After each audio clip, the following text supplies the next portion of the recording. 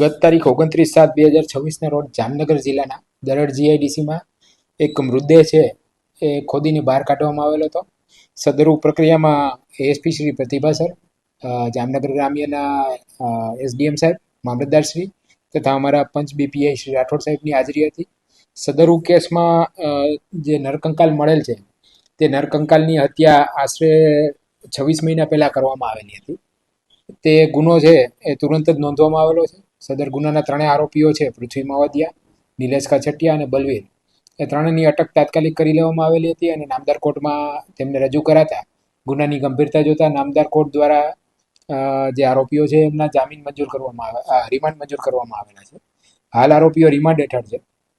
Remand દરમિયાન પોલીસની priority જે કંકાલ મળેલ છે એમનું મર્ડર કઈ રીતે થયું છે એ ઉપરાંત એનું ડીએનએ પ્રોફાઇલિંગ અને સર્કમસ્ટેન્શિયલ જે તે સમયના એવિડન્સીસ છે એ કલેક્ટ કરવા માટેની પ્રાયોરિટી પોલીસની રહેલી છે.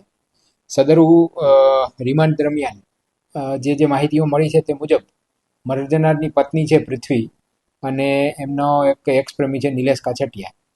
તેઓ લગ્ન પહેલા પ્રેમ સંબંધમાં હતા. થોડા સમય બાદ બ્રેકડાઉન થઈ ગયેલું તેમનું અને બ્રેકઅપ બાદ પૃથ્વીએ છે એ મર્ડર જનાર જિગ્નેશ સાથે લવ મેરેજ કરેલા હતા.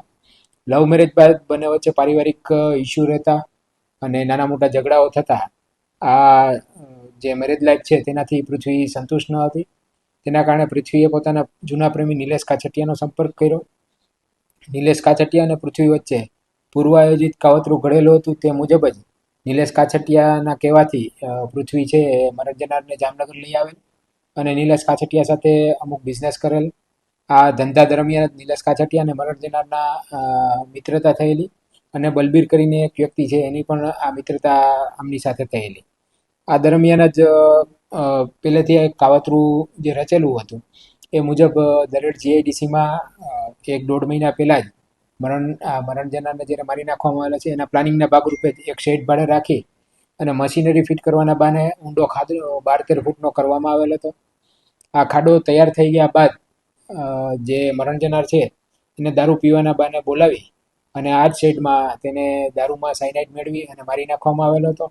અને આ દરમિયાન નિલેશ અને બલબીર દ્વારા તુરંત જ એને મૃત્યુ થયા બાદ આ ખાડામાં દાટી અને ઉપર સિમેન્ટિંગ કરી અને જે શેડ છે એ બંધ કરી દેવામાં આવેલો હતો. અને ત્યારબાદ પૃથ્વી માવદિયા અને નિલેશ કાછટિયા અને બલવીર પોતાની રૂટીન લાઈફ જીવવાની શરૂ કરી દીધેલ, જેથી કોઈને શંકા ના પડે. અને આ દરમિયાન જ થોડા સમય બાદ મરણ જનારના ભાઈ દ્વારા એનો સંપર્ક ન થતા, એના કૌટુંબિક ભાઈ દ્વારા પણ સંપર્ક કરતા ન થતા તેમને શંકા જતા તેમણે સીટીબી પોલીસ સ્ટેશનમાં ગુમ જાણવા જોગ નોંધાવેલી. આ જાણવા જોગના અનુસંધાને સીટીબી પીઆઈસી દ્વારા પણ તપાસ ઊંડાણપૂર્વકની કરવામાં આવેલી.